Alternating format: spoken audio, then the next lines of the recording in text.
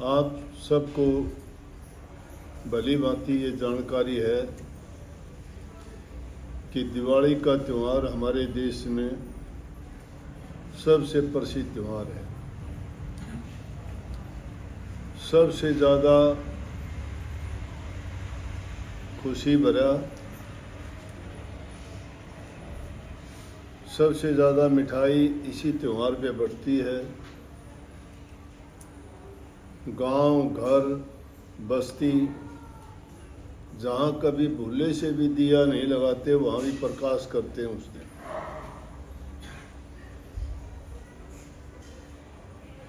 वो एक अलग बात है, दुनियादारी की बात है। हम बाहर के प्रकाश को देख के इतने प्रसन्न होते हैं, बाहर की सफाई बहुत करते हैं। खैर, उस सफाई करने के, दीप जलाने के, खुशी मनाने के मायने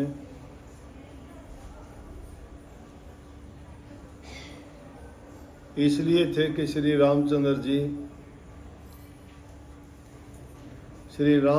जी धर्म के प्रतीक। धर्म है वो ज्ञान है, वो प्रकाश है, वो खुशी है, वो आनंद है, वो शांति है। श्री रामचंद्र जी कोई एक व्यक्ति विशेष या कोई देवता ना मानिए। श्री रामचंद्र जी अगर नहीं आते तो ये काम अयोध्या नगरी में होते क्या? नहीं होते, मातम छा जाता। क्योंकि जिस दिन अयोध्या नगरी से गए थे उसी दिन अयोध्या नगरी को सुनसान कर गए। प्रजा के हितकारी थे, बड़े दयावान थे, न्यायकारी थे, सबसे दिलों पर राज करते थे। और जब 14 वर्ष का अचानक वनवास हुआ, जिसको राजगद्दी मिलनी थी, उसको जंगलों की खाक छाननी पड़ी।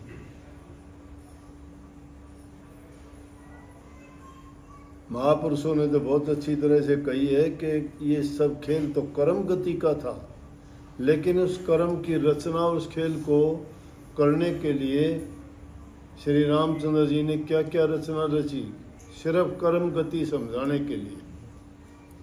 और संतों ने उसके बारे में कहा कि कर्म गति टारी ना ही टरे। कर्म गति टालने से नहीं टलती। क्यों नहीं टलती? हम लाख कोशिश करते हैं, कैसी किसी चीज़ के लिए, अच्छा करने के लिए मुहूर्त देखते हैं, किसी ज्योतिषी पंडित से जाके मुहूर्त पूछते हैं, क्या क्या चीज़ों की ज़रूरत पड़ेगी, वो सारी चीज़ें मुहैया करवाते हैं। घड़ी टाइम देखते हैं और वो चीज़ फिर बाद में उसका परिणाम खराब हो जाता है। क्यों हो जाता है?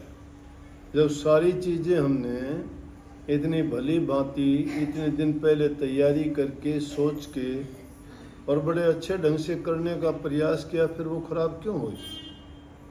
उसको कहा कि कर्म की गति है, और वो कर्म की गति टालने से नहीं टलती। क्यों? वशिष्ठ से तो महासुर ज्ञानी नहीं हो सकते। कितनी पीढ़ियों के गुरु रहे वो। रघुकुल में कई पीढ़ियों के गुरु वशिष्ठ जी रहे,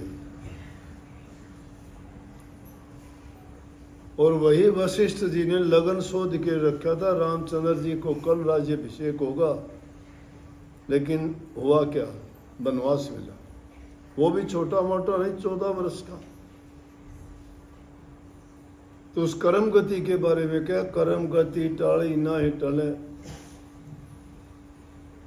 वशिष्ठ से महासुर ज्ञानी लिख लिख लगन धरे। सिया हरण, मरण दशरथ का, और बन बन राम। ये कर्म गति थी। रामचंद्र जी को वनवास, माता सीता का हरण हो जाना, राजा दशरथ का वियोग में मर जाना, स्वर्ग सिधार जाना, लेकिन राक्षसों का संहार करना।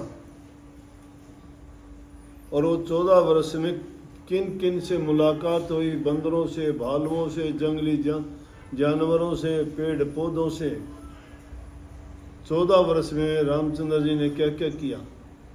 एक आध दिन की बात हो तो भी मुश्किल हो जाती है, 14 वर्ष। लेकिन जब जाने लगे तो सारी प्रजा रोने लगी, पीछे पीछे होली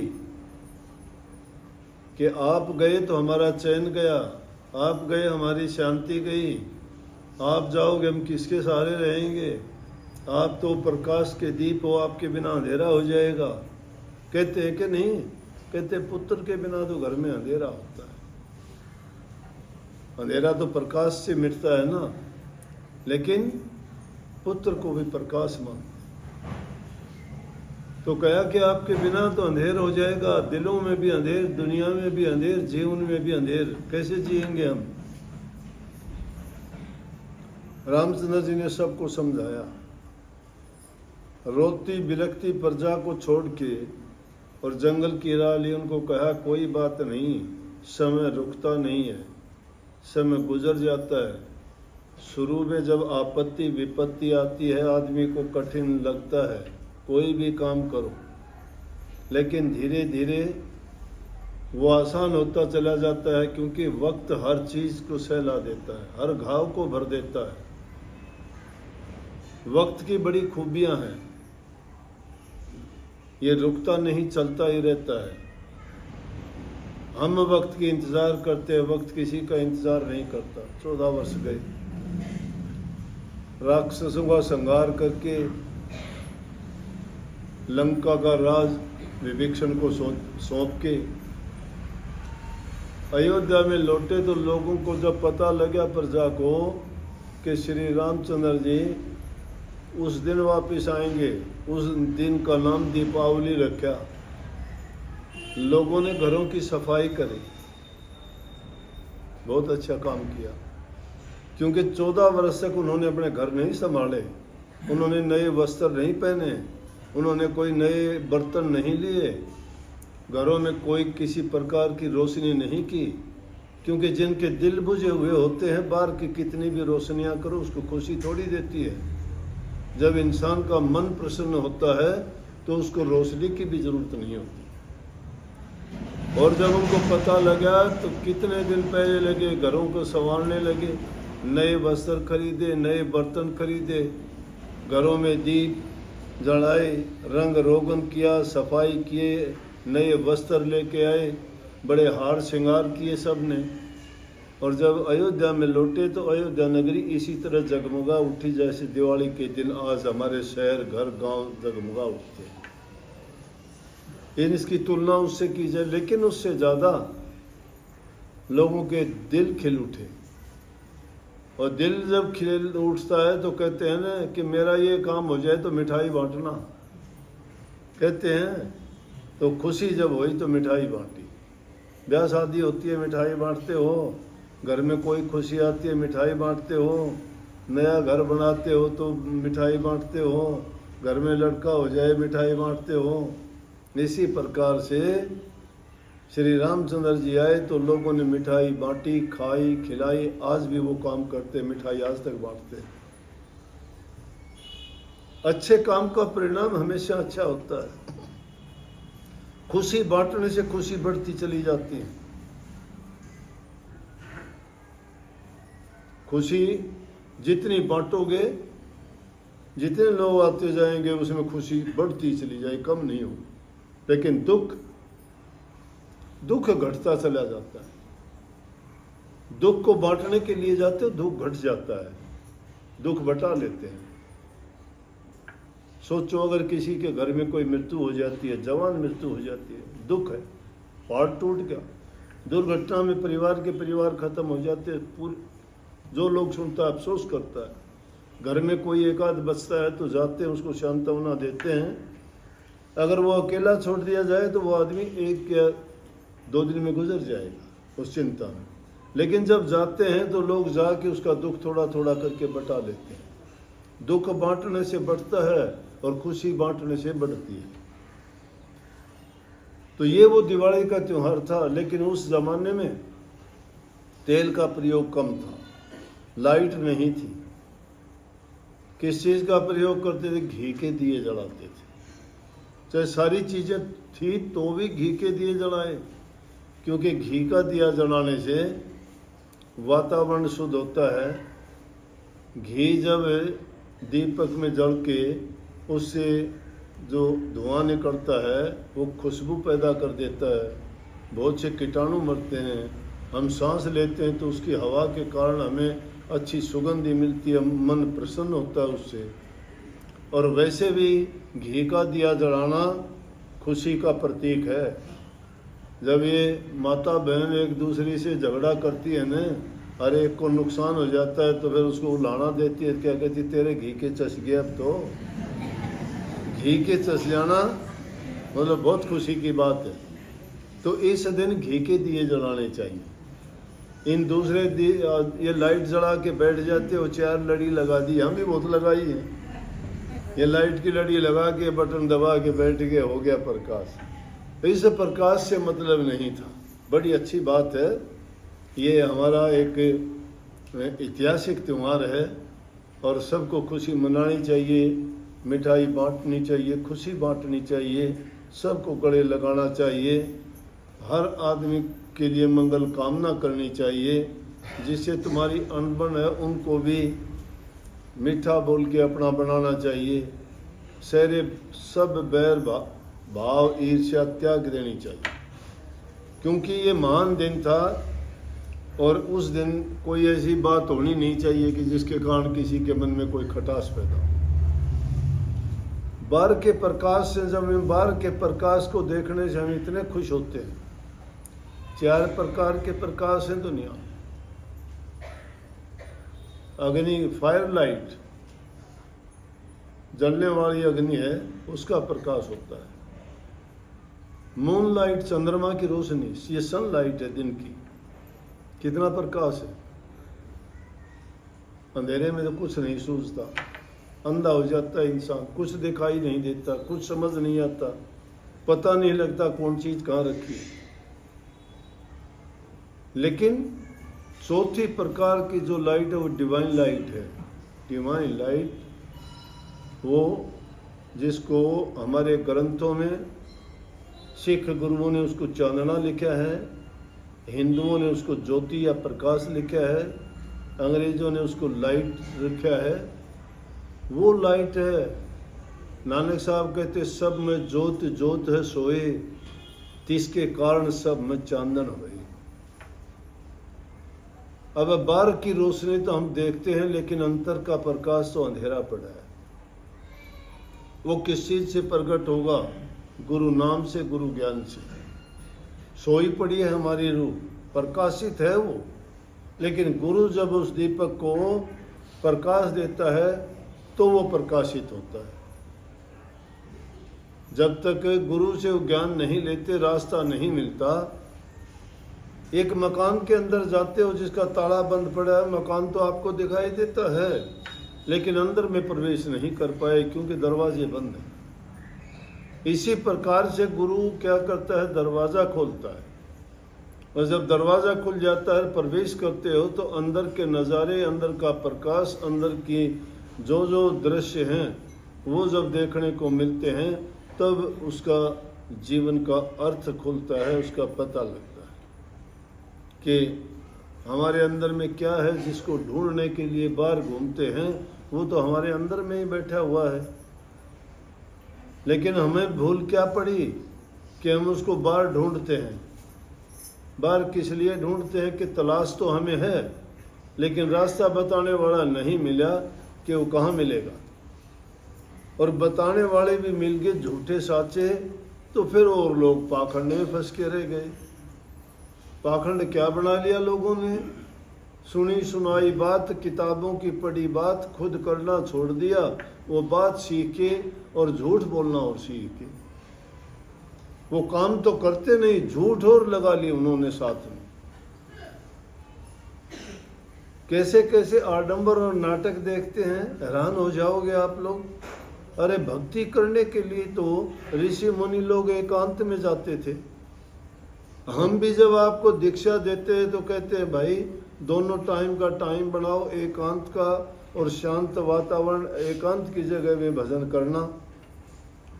वो शांति तो आपको नहीं मिल सकती जो जंगलों में उन ऋषियों को मिलती थी, लेकिन वो जंगल घर में बना सकते हो आप। उसका तरीका क्या है कि कानों को बंद कर लोगे, बाहर की आवाज़ नहीं आएगी, आंखों को बंद कर लोगे, बाहर के दृश्य नज़र नहीं आएंगे, होठों को बंद कर लोगे तो आपके सांस का जो है धीमी गति धीरे धीरे करके जब नाक से आएगी तो उससे सूरत की चढ़ाई होने में आसानी होगी। लेकिन यहाँ तो सूरत के चढ़ने के भी बड़े आसान तरीके हो गए। कैसे? उनको ये नहीं पता, उनका दिमाग खराब है, उनका ये नहीं पता कि वो पागल हो गए, उनको सूरत का या ध्यान का अभ्यास का तो पता नहीं। सत्संग होता है और ड्रामे करके वहाँ कहते हैं कि मेरी सूरत चढ़ गई। आपको आवाज़ भी सुनती होगी, इतने लोग आपके आसपास बैठे हैं और उतने लोगों में बैठ के सत्संग सुनते हुए सूरत कैसे चढ़ गई तुम्हारी? ना तुम्हारे कान बंद है, ना तुम्हारी आंख बंद है, लेकिन हाँ तुमने एक बार जरूर बंद कर लिया, लोगों को मूर्ख बनाना सीख गए, झूठ और कपट सीख गए। अगर तुम्हारी सूरत चढ़ती तो एकांत में जाके घर में चढ़ाओ। सत्संग सुनने के लिए तो उसमें भी मैं बताऊं, संत मत का ज्ञान असलियत यह है कि जब भी अभ्यास करते हो तब भी तुम्हारी चेतन शक्ति काम करती है। अगर वो चेतन शक्ति काम नहीं करती तो संत बाहर आके नहीं बताते कि वो आध्यात्मिक दर्जे कहाँ कहाँ हैं और उनमें कौन सी ध्वनि है, क्या वहाँ पर नज़ारे हैं। इसका मतलब जब अंदर में चढ़ाई करते हैं तो सूरत दो काम करती है, सूरत और नृत्य। सूरत चलने का काम करती है, नृत्य देखने का काम करती है। लेकिन ये जो नाटकबाजी करते हैं लोग, आगे से तो सत्संग है, लाखों आदमी सत्संग सुन रहे हैं और उनके बीच में 5 आदमी वहाँ लौट जाएंगे और कह देंगे मेरी सूरत चढ़ गई। तो कहाँ की सच्चाई? वो तो झूठ और बेईमानी और सीख ली उन्होंने।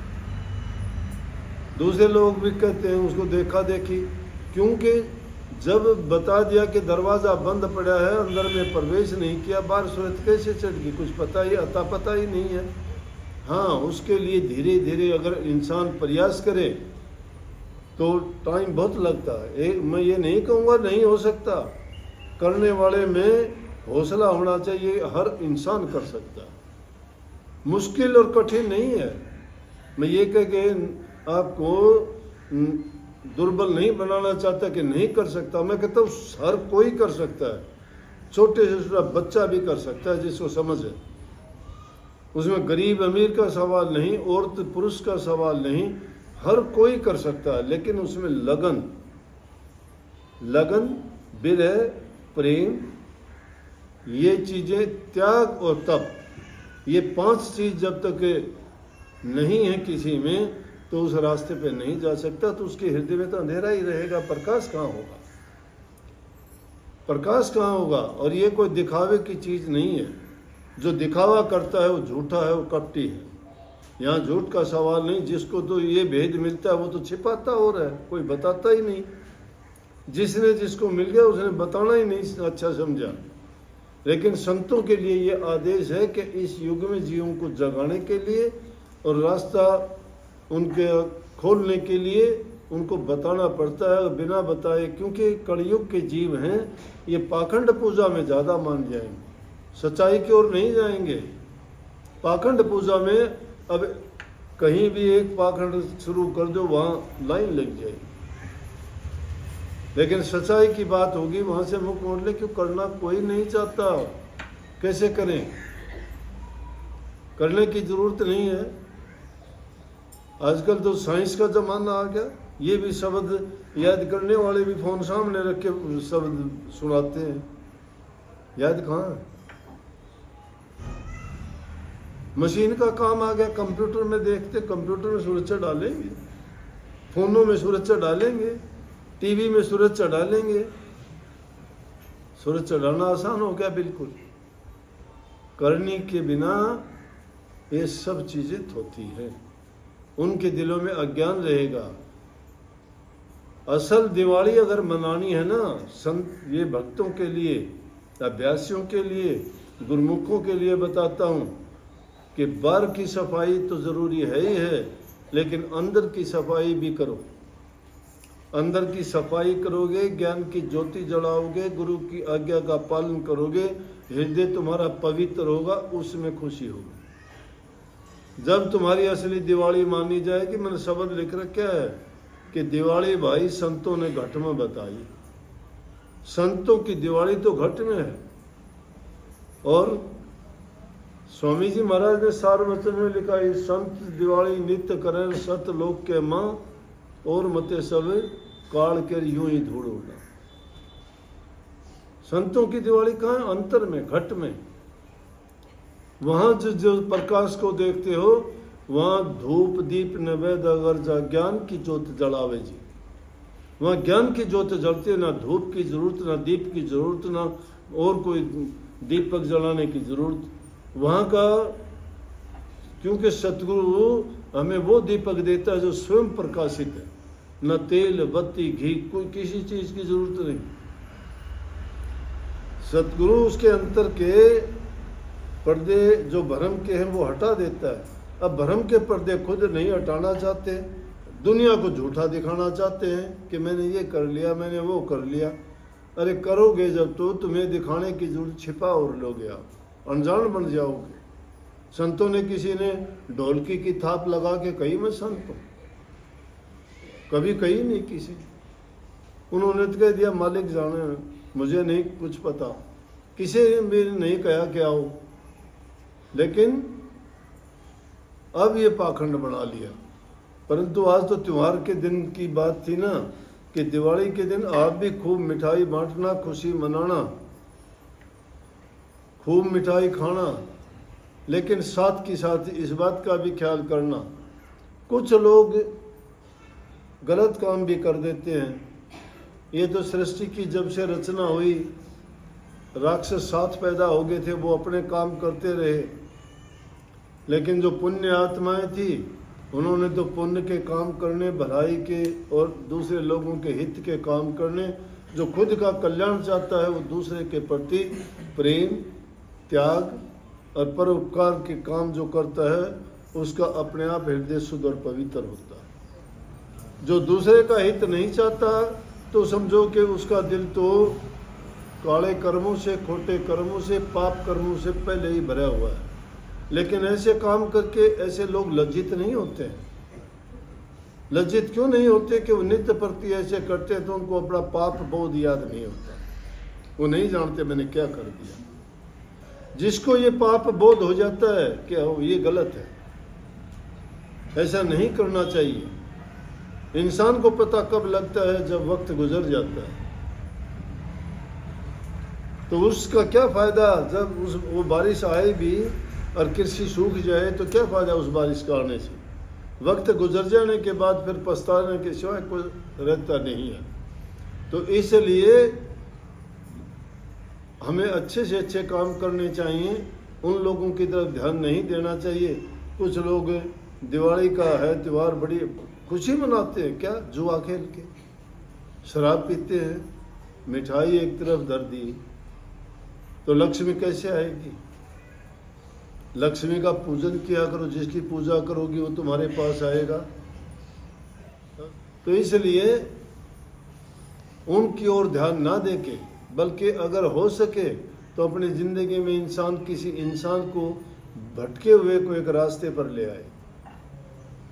मैं कहता हूं उसको इतना पुण्य मिलेगा कि वो शायद अपने भजन से जो काम नहीं कर सकता, वो किसी एक रूह के सुधारने से उसको उसका पुण्य मिलेगा। जो दूसरे का हित करता है, परमात्मा उसका हित अपने आप करता है, उसको करवाने की जरूरत नहीं है। क्योंकि उसके दिल में दया, और दया धर्म का मूल है। अगर धर्म के रास्ते पर चलना चाहते हो तो दया करो। दया करोगे तो दिल में प्रेम होगा, प्रेम होगा वहाँ शांति आएगी, और जब शांति आएगी तो सब भ्रांति मिट जाएंगी। तो ये भ्रांति इंसान को ही इधर उधर डिगाए फिरती है। इसलिए बहुत बहुत आपको इस त्यौहार के मंगल कामनाएं, बहुत खुशियां दे आपको। और ये दिवाली के त्यौहार पर खूब मिठाई बांटना, खाना खिलाना, खूब दीप जलाना, खूब हंसी खुशी से घी के दीप जलाना। जो घी के घी के जलाओगे चाहे थोड़े जला लेना, लेकिन घी के, परंतु सुरक्षित जगह में। ऐसा ना कर देना कि ऊपर तो बिलंगनी पर छोड़ टांग रखे और नीचे दीवा चार्ज बैठो, फिर तो सारी रात चसेगा गलती के कारण। सावधानी जरूरी है, हर चीज में सावधानी रखना, नहीं तो नुकसान उठाना पड़ सकता है। लापरवाही नहीं, खुशी खुशी में लापरवाही बहुत होती है, इसलिए लापरवाही ना करना भाई। तो एक बार फिर बहुत बहुत आपको आशीर्वाद।